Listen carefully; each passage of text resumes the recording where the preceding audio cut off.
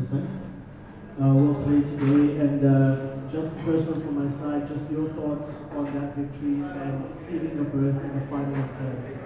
Yeah, I mean, it would have been first prize not to play another game heading into the final. So we're glad that we ticked that off. We're not taking anything for granted.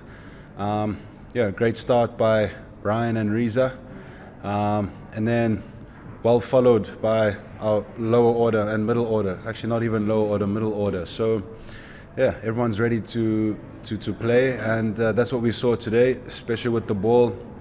I thought under pressure we responded well. We've been doing that all tournament, so hopefully we do that in the final. And then, in terms of Keita, from the very first season, this team has been one of the favorites. From the time the squads were released and they were picked from 2023, even last year. But those performances from the past two seasons were not good at all. What made it click this time around? Why did this season go so well, where just everybody was just on that top gear, everyone's contributing from the back to the ball? Yeah, we've always had the players, but now I think we got together, and the senior group had a lot to do with it in terms of pulling everyone together. And there's also a familiarity between the players. And as you can see, you know, the South African players are backing each other. And you know, we've been playing two overseas in certain games, or in quite a few games. So you can see the local players are stepping up, and everyone who's on the bench as well is looking to make an impact. Whether they come in, you know, they can come in at any time. Everyone is actually ready to play. So that hunger is there. The hunger's always been there, but I think we just got together more as a team to put in, you know, those crucial performances at crucial times, and I think that's what's getting us over the line. And then last two from my side. In terms of you personally, the last time that some of us saw you here in St. George's Park was when you were playing Test cricket for South Africa, when you guys sealed the Test final with Royals right here in St. George's Park. For you coming back here, what's that feeling? I mean, this is a completely new tournament. There's so much cricket playing these days. You almost have to park everything that has happened before. Yeah, this wasn't a test match, but coming back to this field always brings a lot of memories. Played here a lot of times. You know, the fans here, I would say, you know, really good. So it's nice to come here and play here. Big cricket following and enthusiastic crowd. Even though their home team wasn't playing, people still came out to support. But I don't think I was thinking much about the test match. First prize was thinking about this game and winning it. And then just the last one from my side, we noticed that you said some things to David Miller after he got out. Any chance to share what you actually did say here? Well, I just asked him what's wrong with him, and he said his groin. You won 5 in a row now, unbeaten for 2 weeks. With the final coming up, how do you continue and maintain that sort of momentum with everyone on board at the same time? Take it one step at a time and be in the moment. Don't have to overthink it. Do the same things we've been doing all tournament, and that's the answer. You mentioned something about staff in place, you know, putting this hands up and performing. Can you tell a bit about, you know, the rise of Ryan Rickleton, Mafaka, Royals? Just what do you attribute their rise over the last, 16, 18 months? Ryan Rickleton and who? Royals. Mapaka. What do you put there? Yeah, I mean, the nice thing about the SA20 is that it exposes young players to a high level of cricket. And it would be good, for youngsters coming up to lift their hands against some good quality opposition. You have players that are coming from overseas, and also coaches. So, like the youngsters who are coming in, they're allowed. An exciting platform is created for them, and they're so enthusiastic to want to show their skills and their talent. So that's the first thing. And then the second thing is they learn a lot faster, especially in the shorter format with the IP that's being passed around. So I think that's a positive about the leagues, and that's a positive thing about the SA20, where you can see certain players who've been playing in our local setup being pushed onto this platform, surrounded by, first of all the pro tiers, and second of all some overseas players and overseas coaches, and most of the quality coaches in the country. So it can only be one way, and that's up here. Congratulations. T20 was always considered a batter's game, but the way bowlers are performing these days, especially you and Jasprit, do you think that we have found the balance between bat and ball in this format? Well, yes, I think in cricket generally, there must be something for either the batter or the bowler.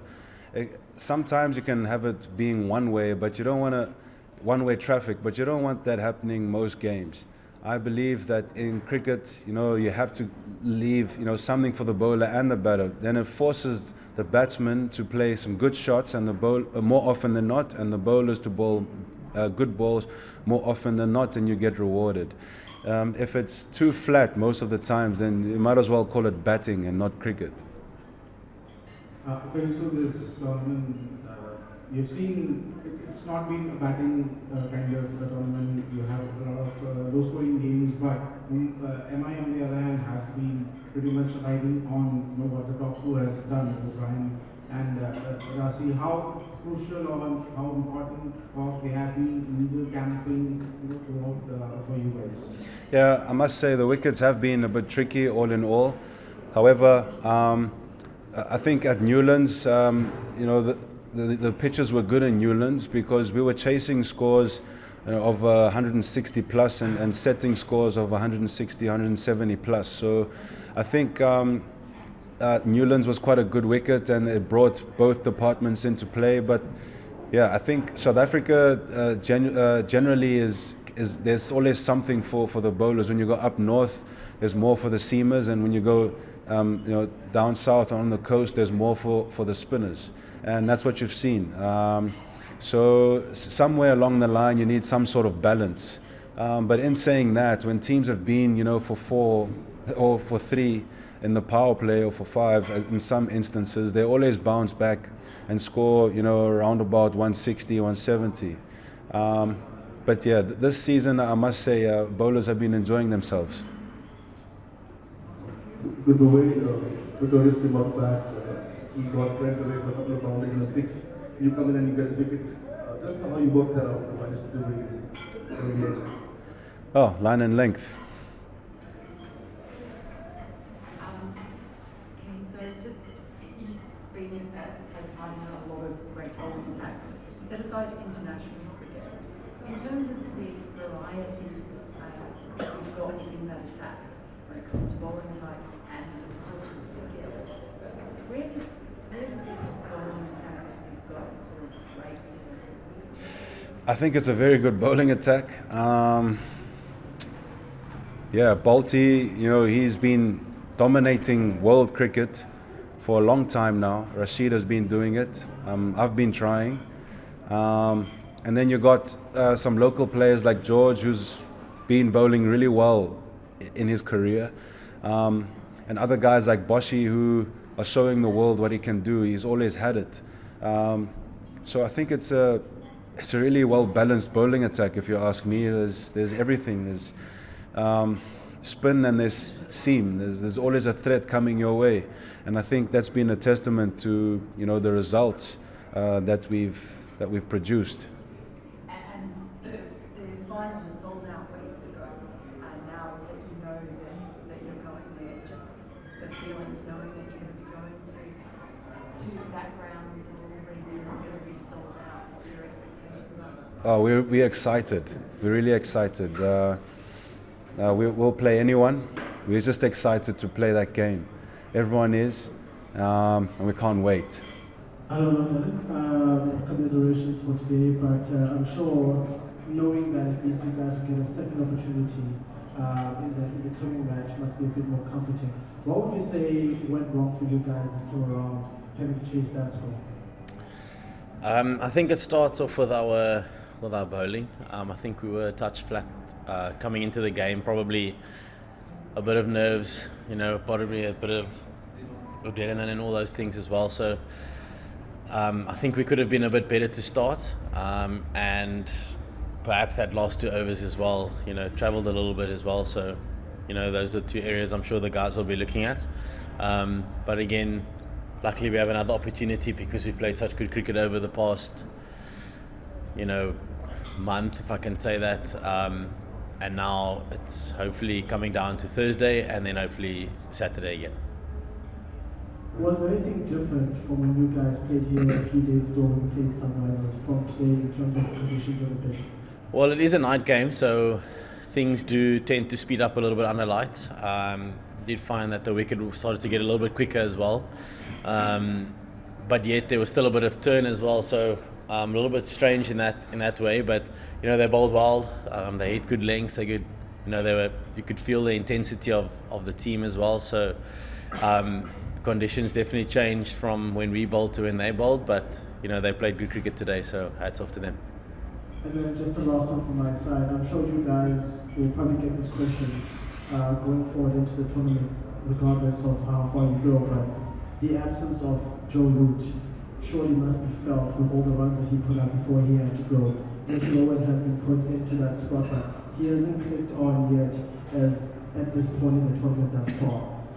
What are those discussions, and does that do anything in terms of the confidence of the team overall, knowing that that guy who had all those runs is not here anymore? Obviously, Joe Root is a huge player for us. The numbers speak for itself. I mean, what a prolific player he is. But obviously, we have a good replacement in Mitch. Obviously, just adjusting to South African conditions still, but he's an amazing player. We saw what he did in Australia, a couple of hundreds there, and we know he's got that about him. So it's only a matter of time. So what was thinking when you put MI into bat? Was target set in mind, or? I'm not part of those discussions necessarily, but I know we have been chasing very well, generally speaking, at night. Obviously, the lights. Generally, when you play around the country, the lights definitely sort of flatten out the conditions a little bit. But obviously tonight was a bit of a different story. We were chasing a big score as well, so sometimes you tend to fall shots once or twice. But yeah, nothing too negative from our side. We still played good cricket over the last few weeks, so we're pretty confident. We're pretty happy with where we are. The team is still in a good space, so yeah. To follow up on that one, what do you think would have been a good target? Probably 170, 180 was probably, I'd say even 165, 170 would have been par. We would have been happy chasing 170. 165, 170, and we ended up getting to 160 with a tough start. So anything, even 180, I assume we probably would have been happy. So yeah, just a couple overs here and there. T20, such small margins, such little mistake here, little mistake there can cost you quite dearly. I just want to ask you about that previous catch, which was eventually ruled a no ball. Your opinion on that was a bit of discussion after that delivery, and do you think that particular instance or that is where the game kind of changed and Mumbai really took the momentum away? In a way, do you feel that your opinion about that decision as well as what happened? You're talking about the one with Dewald? Yeah. Yeah, that is obviously tight, but that's the match officials. They have to make the decisions. Could have gone either way. We did feel like that he was in a bent position, and the shot was out in front of him as well, so potentially, if that ball carried on going and it was in line with his body, it perhaps could have been a touch lower than it, but it was a touch and go, and on another day that's given and everything changes from there. But again, I think we could have still been better in certain situations of the game. Obviously, not a very nice thing when you command the attack, for something like that. But was it a bit slippery or sweaty out there tonight, or what was that? To be honest, I just mis-executed in those two deliveries. Such fine margins as well. Felt really confident after my first over as well, and I just wanted to sort of hit a Yorker, and I just didn't want to miss on the short side, and I sort of just placed the ball a little bit, and yeah, just small moments, small margins, and I just mis-executed, to be honest. You guys have obviously relied a lot on spin overall in your attack, and that's worked really particularly well at the moment. So has it been difficult for you, sort of at times, not getting involved in a situation like this, when there aren't a lot of these options for you? Personally, definitely it can be quite tricky. I've been sort of asked to bowl at weird times of the game as well. Sometimes it's been the 16th over, sometimes it's been the 12th. Today, two in batters as well. Obviously bowling to Rassie and Rickleton. Quite tricky at that moment as well, but I'm glad to have broken that momentum. And from there on in, actually, we sort of strangled them a little bit, and we just let our foot off the gas a little bit sort of in the last 2 overs. And from you, you've obviously had a couple of big defeats. So how do you then get together as a team? What are the things that you guys are going to be looking at, knowing that you've got that game in Pretoria? Pretoria is a special place to me. Obviously, I play most of my cricket there as well. So, a few of us know the conditions. One of our coaching staff also is actually the head coach of the Titans, which is that stadium. So we'll definitely come together, see what we can find about night games, and definitely try and favour towards those decisions we do make, whether it's an extra seamer, extra spinner, whatever we do look to do. I think what is important for us to start off well, and bring the intensity. I think we're a type of team that when we have brought our intensity, we've done really well.